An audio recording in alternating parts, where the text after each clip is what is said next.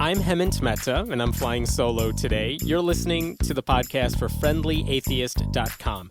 You can now listen to all of our episodes and see show notes at FriendlyAtheistPodcast.com. By the way, we now have a merchandise shop on the website. So if you want your podcast swag, and you know you do, go to our website and click on the store tab. John W. Loftus should be a Christian. He attended and graduated from Great Lakes Christian College, Lincoln Christian University, and Trinity Evangelical Divinity School, where he learned under apologist William Lane Craig. So he knows Christianity very, very well. But he spent the last several years debunking the faith. His numerous books include Why I Rejected Christianity, Why I Became an Atheist, and The Outsider Test for Faith. His latest book is, strangely, called How to Defend the Christian Faith. So, John, thanks for being with me. And, okay, I'll bite. Why are you giving advice now to the other side? Well, it's good to be on the program here. I need to say first off. Well, I decided that it would be provocative. Yeah, it is. Book. Yeah, an atheist writing here's how you defend Christianity. Sounds intriguing. What exactly are you trying to do? Yeah, and I do so sincerely. It's just that, if you read through the book, you'll find that in order to defend the Christian faith, you have to sacrifice your intellect to do that, I think, But it is provocative in the same sense that I play billiards. I play 8-ball and 9-ball, and players like to teach other players how to play better pool, and we do that generously and willingly because we want the competition to rise, and as the competition gets better, so do we get better, those of us who are teaching the young beginners. And so I want to, teach them how to do it right, and at the same time, by doing so, they will find it's an impossible task, if you will. What are the biggest? So you're someone who's debated a lot of Christians over the years, so you know exactly the arguments they use. You know which ones are really silly, and maybe which ones could trip you up. What do you think are what do you think are the biggest things they should be doing that they're not? If they want to defend Christianity, is there any legitimate way for them to do it? Is there anything that you're like, yeah, I don't have a response to that one? Well, repeatedly through the book, I'll say you should do what recognized apologists are doing if you're going to do it right. And then I show how these apologists are defending the faith, and I also dismantle their arguments in the process. And I say, well, but if you were to follow their lead and they know how to do it, then they're not doing it right. And you should, come up with a better argument. You should realize this is faulty, and in some cases, I'll just say flat out that, this is an intractable problem that you won't be able to solve. Good luck. So I want to teach them errors to avoid. Okay, that's one sense of what I'm doing. It's, they need to know, well, if I'm going to be a good Christian apologist, then let me have a good sparring opponent. And that sparring opponent won't let me get away with any fluff. Won't let me get away with saying things that are flat out wrong or contradictory. And I'm that opponent. At least I want to appear that way in the book, so that they can test their ideas out on me, and I'm trying to show them that those ideas aren't going to fly. What are the biggest arguments that Christians make that just make you go, really? You're using that one? Like, what are the dumbest arguments that legitimate, apologists really do use? Yeah. Well, the one that I call asinine, yeah, that does bother me the most is this idea that as an atheist, I can't use an argument against, faith in God from the problem of suffering without a moral standard to do so. Who am I to say that this problem, the problem of evil, undercuts the belief in a good God when I don't have a standard myself? You can't say the Holocaust was bad because where are you judging what's bad from? Yeah, that's the most asinine one because the argument speaks for itself. It doesn't matter who makes the argument. You could be you could follow voodoo. You could be a Hindu. You could be any sort of belief system you want, and you can still ask for the internal consistency of someone who says they believe in a perfectly good, all-powerful, and all-knowing being. And it doesn't matter what the belief is of the guy making that argument. The argument speaks for itself, and that's why I call it asinine. Now, we do have a problem, with morality, and we can answer that problem, but what we're doing is we're just saying, well, here's a problem for you. Don't skirt it by throwing it back on us. Deal with it. So you're essentially saying, look, in your book, you're saying, here's the argument you make. I already have a response to that. All atheists have this response to it. So don't make that argument because I'm already giving you my rebuttal right away. Do something better than that is what you're saying. Yeah, I do that in part 2 and part 3 of the book. Like chapter titles for part 2 are these. You must specialize in special pleading.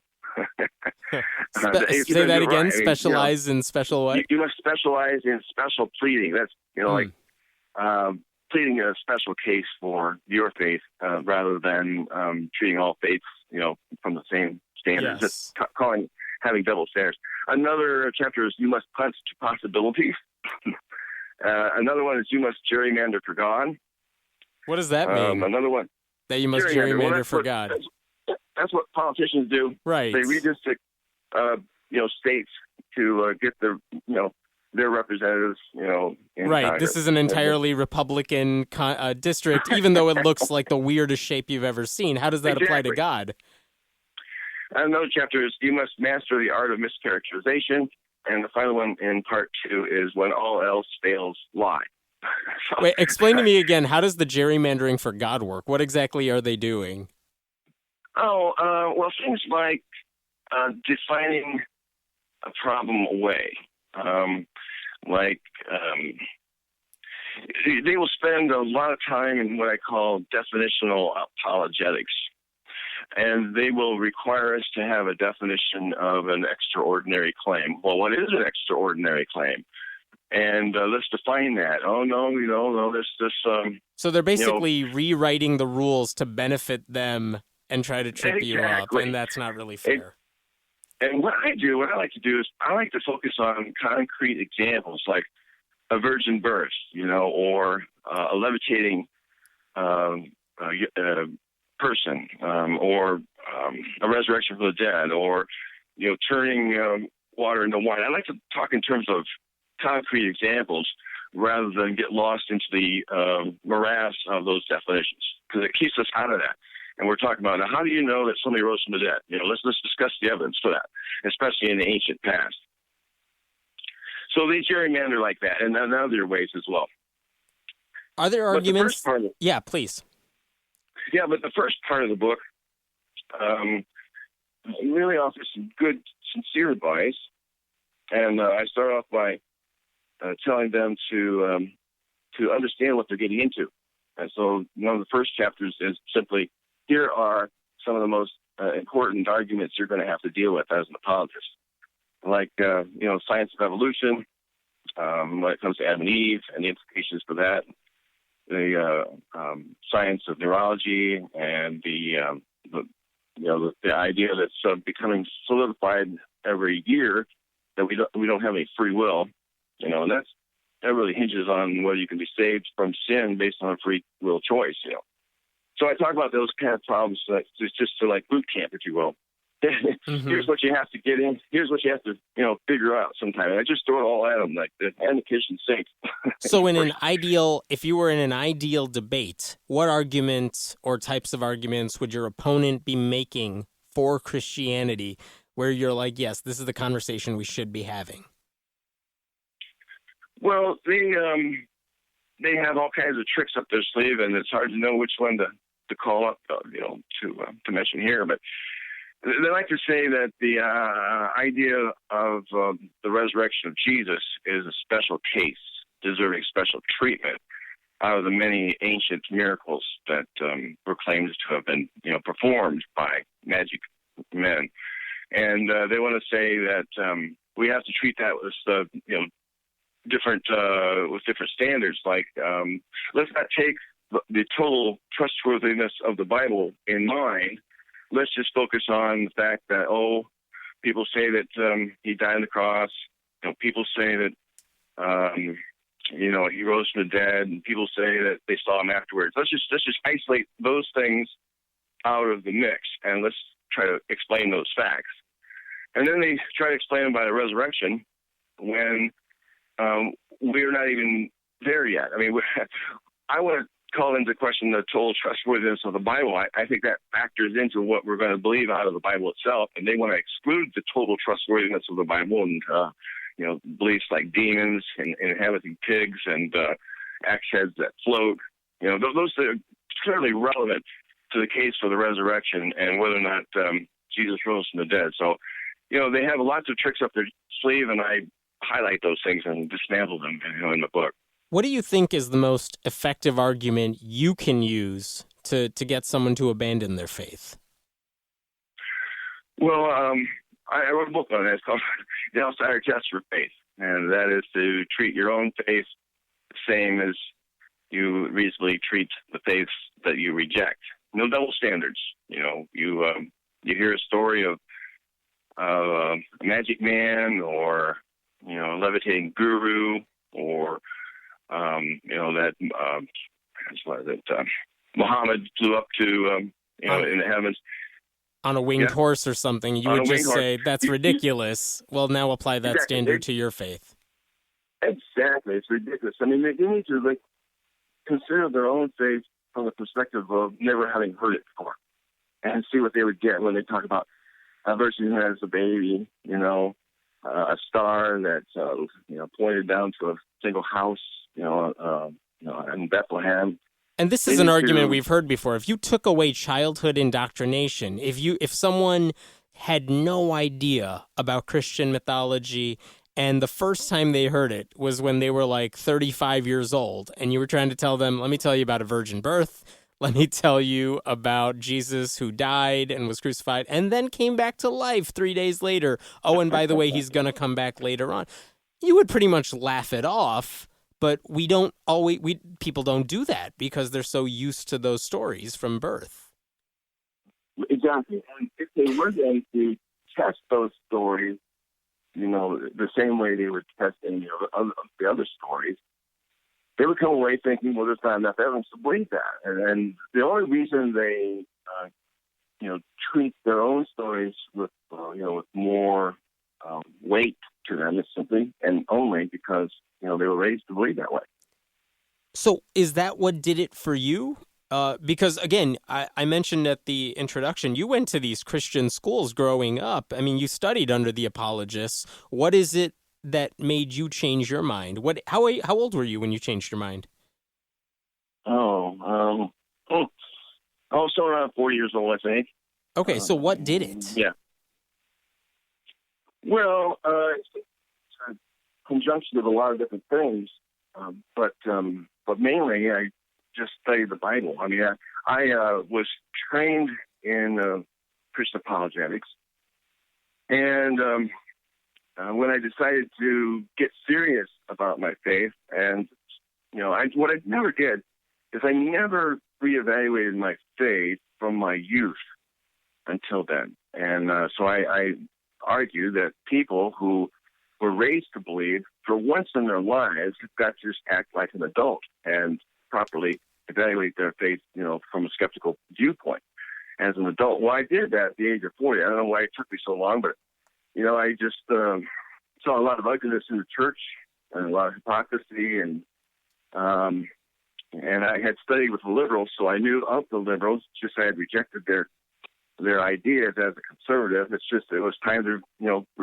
reach out of my faith, and when I did, and I studied the Bible this time honestly, it's really hard to get that brain to treat the evidence honestly. You're just so brainwashed, indoctrinated, to see it one way. I thought, well, let me just look at it as an outsider in a way, and I just couldn't believe certain things. One thing that really stuck out on me was that it says that the sun, moon, and stars was created on the fourth day. And I really tried to finagle around that. Because the sun is a star, you mean? And they were treating it differently, or because God created light on day one and then created the sun days later? Yeah, that's what it says, and that's what I tried to reconcile with my faith, with science, and I just couldn't do it. And the only thing that made sense to me was that it's all myth. And so then I asked myself, well, what else is myth? And well, what about Samson and his hair? What about a sun standing still? What about a man being swallowed by a fish or a universal flood? And I started examining them from the perspective of an outsider. It's from the perspective of someone who wanted to believe. I had a vested interest in believing, but wanted to be honest, too, about what I was reading. And one by one, like dominoes, they all fell. I mean, just one by one. You studied under William Lane Craig, and I wonder if, what has your communication with him been like over the years since you deconverted? Well, he still has hopes for me. Do you ever debate him? That's what he's consistently told me, and I find that really odd. That as of now, I've published seven books. I'm coming out with another one next year, and I mean, if anybody is blaspheming the Holy Spirit, it would be me. So he's got to reconcile that with his own text in Matthew that talks about that thing. Do you ever do debates against him? No. I'd like to. Sure. He's a really good debater, and I suppose he'll probably win. I mean, technically, he seems to win a lot of them, and I don't expect to be any different with me. But I would be. Is that on his presentation, though? He's just a good speaker. He's a good debater. Well, on his presentation, but I think he prejudices with the facts as well. Debaters' job is to win, and when he's in debate mode, it's to win. And I've caught him saying things that he shouldn't be, and some things that he ought to know better. And so, he's just there to win. And but the thing is, if I could debate him, I think people would be more acquainted with me and might get one of my books, and that's where I make my sustained case against Christianity. Who is the best Christian debater out there right now? Well, I think probably it's Bill Craig. Okay. I don't know of anybody else. Yeah. He studied debates, doing debates in college. I think even in high school, he was doing debates in high school. So he's always participated in those kind of tasks. Let me ask you, shift gears for a second. It's very impressive how many books you've written, lengthy books, and these are not kids' books. They go into a lot of depth in these fields. What is your process like for writing these books? What do you do on a daily basis when you're writing? You should see my office. I got books strewn everywhere, and magazine articles. It's a mess as I'm writing. You don't really want to come in my office because everything looks like a mess, but I know where everything is and why I got it, where I've got it, and note cards abound. For instance, when it came to researching for the witch hunts, I would research into the best books, and I would get them and read them and compile together the best of what I read, and write it down and rewrite it and rewrite it and rewrite it again. And I can do a pretty good job on topics that I hadn't done a lot of research on before, simply by the knowledge I have of which publishers are the good ones to get books and to read for research, and which authors are the best ones, and I just write it out, the way I've got it, and write it again and write it again. I'm really passionate about this, as you know. Yeah. I think that I've been given some things in life here, and there's a lot of knowledge, and people say, well, why don't you just walk away and live life? And then, maybe I will someday. But for now, I've got a lot of knowledge that I want to share, and otherwise, if I don't do that, then it'd be wasting what I know. And so I really do think that Christianity is a delusion. I think people are indoctrinated and or brainwashed to believe. I think it causes harm, and I want to keep people away from it as best as possible. And I wish I could do it for other religions, but I just don't know them as well. It sounds. I'm just listening to your process. It sounds like you don't really rely on the internet that much. It sounds like you're doing it old school. Here are the books I need, and I'll get my information from there. I mean, am I wrong on that? Is there a reason for that? No, I did mention books because that's where you get a sustained argument. I mean, sound bites and paragraphs on a blog, you know, those are nice, and I do look at them. I do a lot of research online as well. I just failed to mention that. That's all. Okay. But I like sustained arguments, and from people who are knowledgeable and scholarly. This is just a personal question, because obviously I spend so much of my time on my blog, and I know a lot of people like you who really put all their efforts into their books. I mean, that's where you're spending the bulk of your time. Do you think there's a benefit or a drawback to focusing on books in an age when it seems like a lot of younger people, a lot of people who are religious or not, are almost moving away from books? Like, what are you doing to make sure your arguments are reaching maybe a different audience? Well, I'm doing interviews like this. Yeah. You know, I have an audience, and it's people who like books, and maybe it's an older audience because of that, and I understand that. But for anyone who wants to read what I write or edit to put together in an anthology, then they can in turn, you know, utilize that in, you know, videos and on blog posts and quotes on Facebook.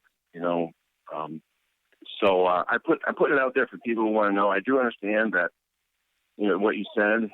People are doing more YouTube and stuff like that. That's just. And I'm not saying you should like suddenly go on YouTube. That's a horrible idea. Right. I know that. Yeah, I know that. Okay. I know that. Which it's just that I have a niche. Yeah. And when I'm done with it, I'm done with it. Got it. What other atheist authors do you tend to read? Which ones really inspire you? Which ones are you like, I wish I could write like that person. I wish I could make an argument like that person?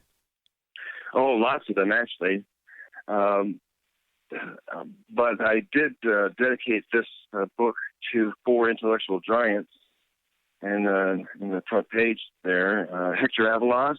I love the man. He's a one-man demolition team when it comes to all things Christian.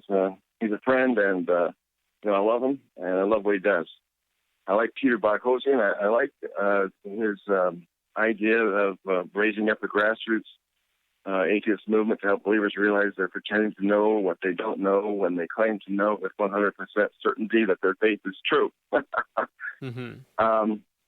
And Jerry Coyne, he's just amazing. The most knowledgeable scientist out there, writing on a daily basis and just giving religious faith a beating at every turn. And David Eller, I think everybody ought to be reading David Eller's works. Just look him up on Amazon. He's just one of the most insightful atheists out there. He ought to be speaking at many conferences and workshops. His perspective is unique among most atheists. So those 4 I single out. All friends of mine, and the best of the best, in my opinion.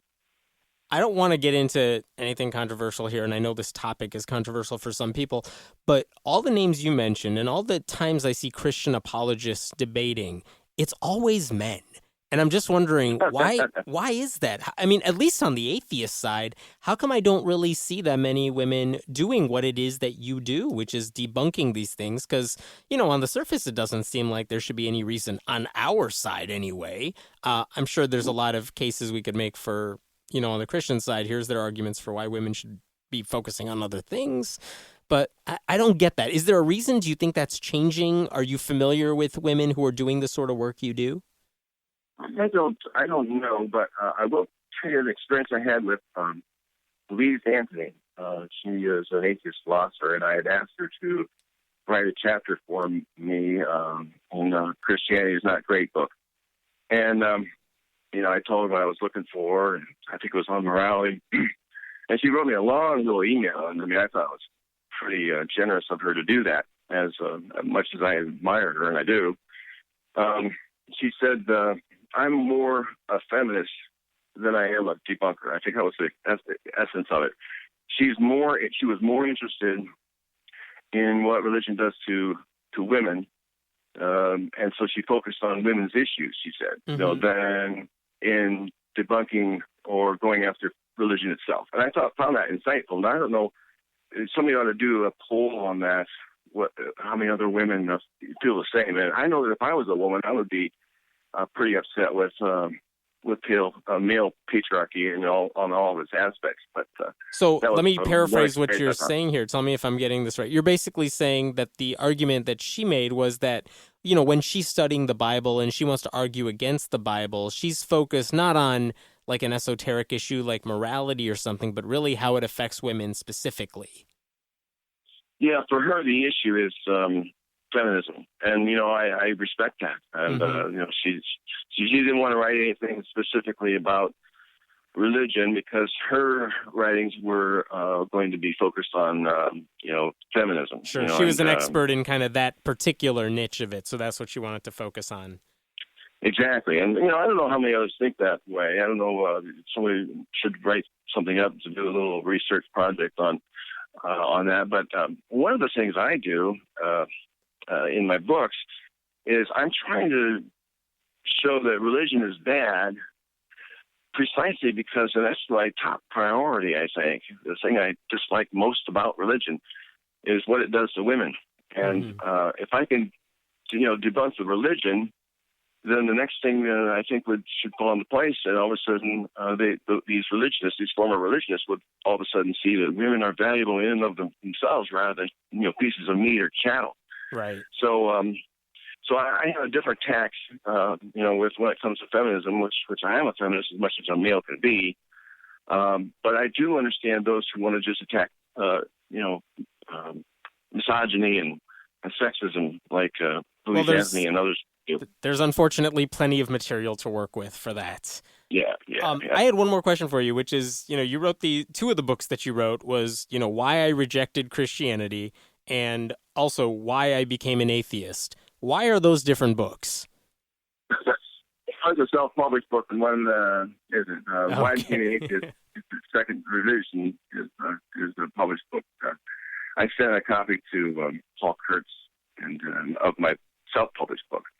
And he emailed me back, says, I want to publish this. And so I will always be grateful for him and him doing that for me because he gave me my start. Sure. But the Why I Became an Atheist is the title that Prometheus and I worked out together for that particular book, the one that was previously self-published, but then I added to it. So your personal case aside, do you think those are two different things, like why you would reject Christianity and why you would become an atheist? Are those two separate things, or are they just the same thing, differently focused? Good question. For me, they're kind of the same thing. And the reason why is because once I rejected Christianity, I knew the standards for how I should evaluate a different religion.